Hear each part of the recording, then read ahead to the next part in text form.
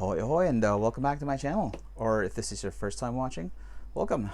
Today we're going to take a look at 8 Days a Week, the Touring Years Blu-ray, and the supporting album Live at the Hollywood Bowl. Both were released around the same time in 2016. And let's take a look at the Blu-ray first. So, got this really for a really good deal, but you know, comes with a price. As you can see, there's a little bit of damage there, and oh, I've only just noticed this, literally just now. Okay, but anyway, yeah, the slipcase itself, it's not in a very good condition, but inside it's all good. So that's content. Disc one, you have the documentary, and disc two, a bunch of special features. And there is a one disc version of this that comes in a standard Blu-ray keep case, the translucent blue plastic case. It uses less plastic, obviously. So slipcase right there, all white inners, and then you have this container, which is very the layout is very similar to the Get Back documentary and the one plus no one one plus has a book style binding, but they're around the same size. You know, when you put them together on the shelf, they pretty much have the same height. So this package contains two discs right here, and a square bound book, which we'll take a look at in a few minutes. I'd also like to highlight the fact that when you take these out, the image here is the one that was used in the opening. Well, when the documentary title is shown on screen, it's this, and then you got this highlighted. So that's the discs themselves don't have much by way of design. They just use the same image as the front cover. So this is the booklet. It's square bound, very typical of the era. You know, I kind of wished that the Beatles and Mono had the same square bound type of book instead of the magazine style, you know, staples. Because with the US albums box set, they started doing these things. That was in 2012, 2014, I think. And yeah, and I don't normally I would go for, you know, hardbound, you know, with boards and with stitched binding, but that would make the set more expensive. So this is perfect as it is. So the booklet right there. So a lot of these are you know, off the era right there. I'm just gonna, okay, I thought those were fishnet stockings. And there's the introducing the Beatles cover, but that was colored. I think, I guess they, you know, turned everything black and white. If I remember correctly, one of the indicators of an authentic introducing the Beatles was that George's shadow was visible, but that was a mirror reversed, I believe. And one of the earliest shows in the cavern. I can only imagine how humid it must be in there. The Rattle Your Jewelry show, of course. And Australia, and then outside the Las Vegas show, I think. Man, the cars at the time, no, those look fantastic. Set of help. This is the Shea Stadium show, which I believe holds a record still for most attended show at some point. The infamous Butcher cover.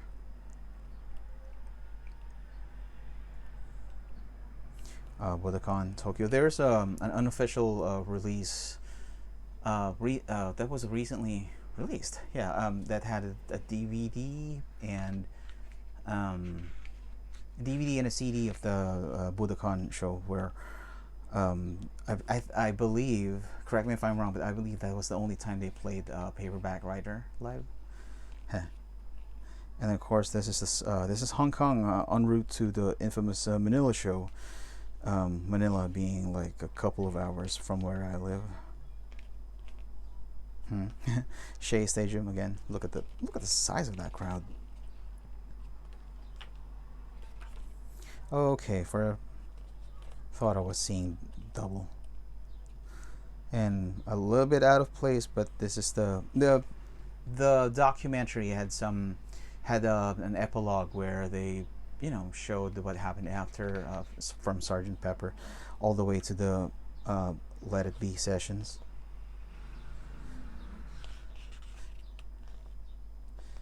There you go, and that's the extras, including a bunch of full performances, which I haven't gotten around to watching. I should spare some hours and watch them. Before I close this up, this image is of the Washington show, where quite memorably, poor Ringo had to rotate the riser because this is a boxing ring, right? So the audiences are all around, and they had to at some point face the audience that way. So they had to rotate the. Well, it's easy enough for the other guys who played guitars, but for Ringo, he had to rotate his kit, and at some point it got stuck, and Ringo had to tried and failed to rotate it, and needed some of their crew. They didn't have a full on roadie crew at the time, so yeah. And you could I've watched the entirety of the show because it's one of the exclusive bonus materials on the digital box set of the 2009 remasters. It's not on the DVD on the box set, so it's a little bit incentive for buying the digital box set, and I only got it because there was a significant discount at the time. I think around the half. Otherwise, I would not have paid for it full price. But yeah, that's I'm not sure. I mean, I after that I'll probably go ahead and check if iTunes is still offering that concert, or if it's something that you could stream with Apple Music. I don't know. Anyway, moving on. Here is the accompanying album, live at the Hollywood Bowl. It's what I would it's sort of a reissue, but it's not in a sense, because of course with the reissues you'd have the same album cover and even the same title, but the original was actually the Beatles at the Hollywood Bowl, and you got this image of just a beige background with an illustration of the Hollywood Bowl and a couple of Beatle tickets for the show. I'm not sure whether they're recreations or they photographed the actual tickets, but it's there, and it is nice. The cover is actually nice, but the problem with that release is that it's not a very good mix, because this is there are two shows here, 1964 and then 1965, and what happened? There were two different sets of engineers from Capitol, and they both recorded the shows in a 3-track system. So basically, you've got two sets. The 2 tracks were for the instruments in stereo, and then the third is for the vocals in mono. So 3 tracks. The problem is the microphones, the vocal microphones, were picking up too much of the crowd. Like it's that loud in there. I mean, imagine you looking at I've seen some pictures of the Hollywood Bowl show, and I think there are. We're going to take a look at them later on, but considering the distance and the microphones, that were like, man, that must have been a really, really. It's like playing to an airplane that it's constantly taking off. That's probably it. So this is and another thing about this album is it was also they used a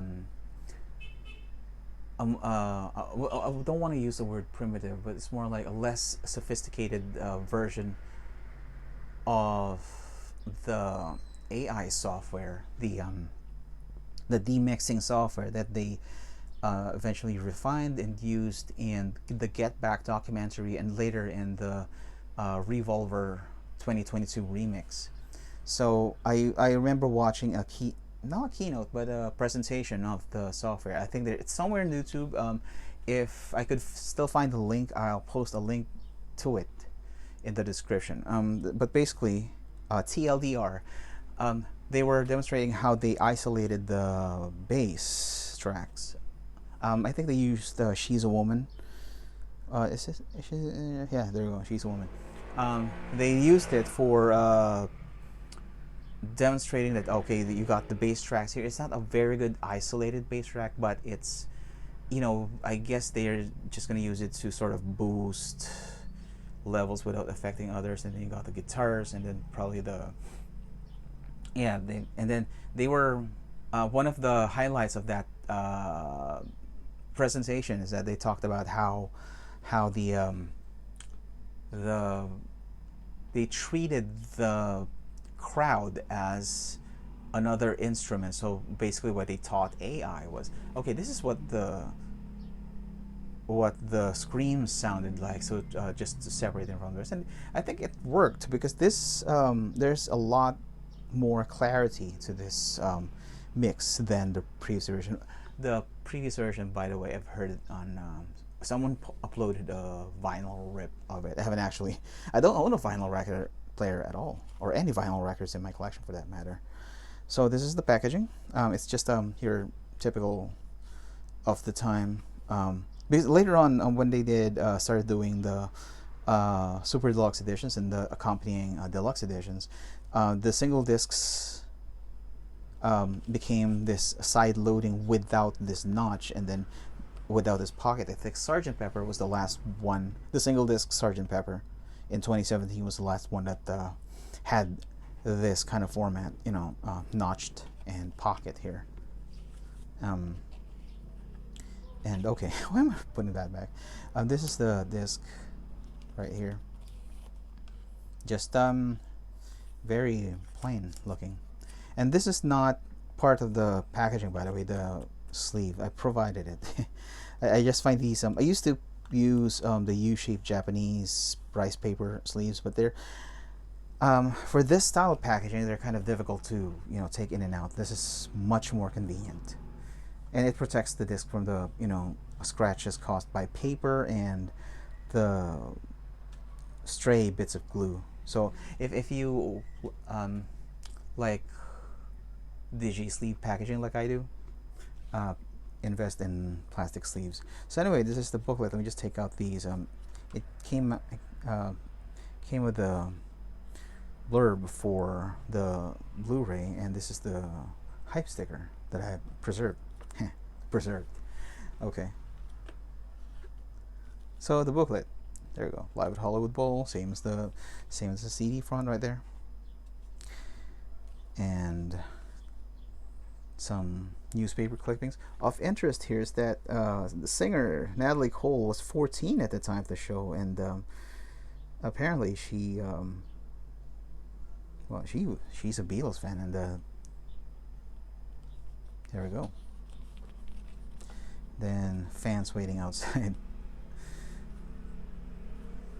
It looks staged, doesn't it? And then of course there's a little bit of write-up from, I believe this is by Kevin Howlett, but we'll find that out later. I've actually read the notes here.